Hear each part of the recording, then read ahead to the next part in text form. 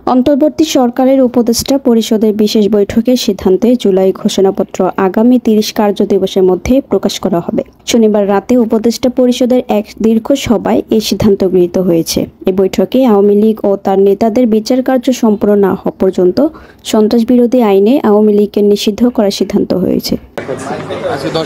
আচ্ছা, আমি আবার থেকে পড়ছি। আজ শনিবার 10 মে 2025 তারিখে উপদেষ্টা পরিষদের এক বিশেষ সভা অনুষ্ঠিত হয়। সভায় আন্তর্জাতিক অপরাধ ট্রাইব্যুনাল আইনের সংশোধনী অনুমোদিত হয়েছে। সংশোধনী অনুযায়ী আন্তর্জাতিক অপরাধ ট্রাইব্যুনাল কোনো রাজনৈতিক দল, তার অঙ্গ সংগঠন বা সমর্থক গোষ্ঠীকে শাস্তি দিতে পারবে।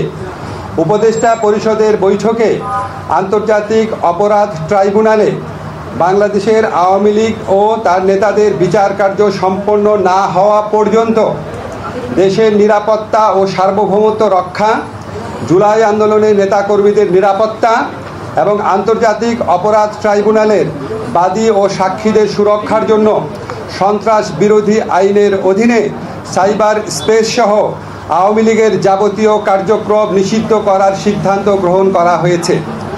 এ বিষয়ে প্রয়োজনীয় পরিপত্র পরবর্তী কর্মদিবসে জারি করা হবে। এর পাশাপাশি আজকের উপদেষ্টা পরিষদের বৈঠকে জুলাই ঘোষণাপত্র আগামী ৩০ কার্যদিবসের মধ্যে চূড়ান্ত করে প্রকাশ করার সিদ্ধান্ত গৃহীত হয়েছে।